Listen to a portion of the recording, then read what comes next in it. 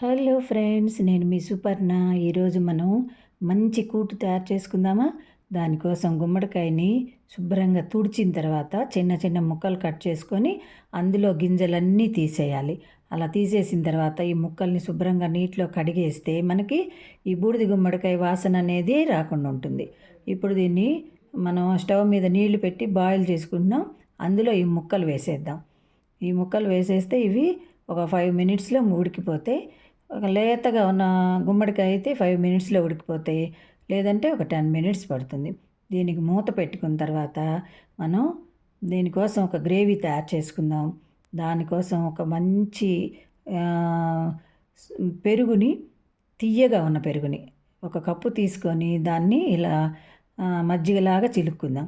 ఇలా చిలికిన తర్వాత దీనిలోకి ఒక మిక్సీ జార్ తీసుకొని అందులో 2 పచ్చిమిర్చి, 4, 5 కొబ్బరి ముక్కలు చిన్న చిన్నగా కట్ చేసుకొని అవి వేసుకున్నాం. తర్వాత 2 ఎండుమిరపకాయలు, 2 స్పూన్ల బియ్యము, 2 స్పూన్ల పచ్చిశనగపప్పు, 4 మిరియాలు, వీటినన్నిటిని ముందుగా శుభ్రంగా కడిగేసి నానబెట్టుకున్నాం. ఇవన్నీ కూడా ఇందులో వేసేసుకుందాం. మిరియాలకి కొంచెం పొట్టు తీసేసుకుంటే మనకి కలర్ బాగుంటుంది. మిరియాలు కూడా దీనికి మంచి రుచినిస్తాయండి. ఇది ఇలా మొత్తం పేస్ట్ చేసుకున్నాక ఈ పేస్ట్ని తెచ్చి మనం ఈ మజ్జిగలో వేసి బాగా కలుపుకుందాం. ఫ్రెండ్స్, మనము రాత్రిపూట కనుక ఒక 5, 6 ఎండు ద్రాక్ష పళ్ళని నీళ్ళల్లో నానబెట్టేసి ఎర్లీ మార్నింగ్ ఆ వాటర్తో సహా వాటిని తీసుకుంటే మనకి కాన్స్టిపేషన్ ప్రాబ్లము తగ్గిపోతుంది. ఐరన్, హిమోగ్లోబిన్ల లోపం రాకుండా ఉంటుంది. అలాగే హార్ట్కి కూడా చాలా మంచిది. చిన్న పని, తక్కువ ఖర్చుతోటి మంచి బెనిఫిట్స్ కదా. ఇప్పుడు మనకి ముక్కలు ఉడికినాయేమో చూద్దామా? ఇలా గుచ్చగానే ముక్క దిగబడిపోతే మనకి ముక్కలు ఉడికిపోయినట్టు. లేదంటే ఇంకొక 2 మినిట్స్ ఉడికించుకుంటే సరిపోతుంది. ఇలా ఈ ఉడికిన తర్వాత దీనిలోకి మనం పసుపు, ఉప్పు కనుక ఇప్పుడే వేసేస్తే ముక్కలకి అవి బాగా పడతాయి.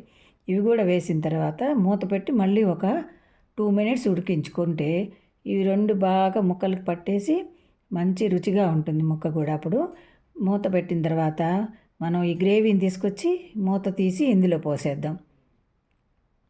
చూసారా, గ్రేవీ చక్కగా చిక్కగా ఉంది.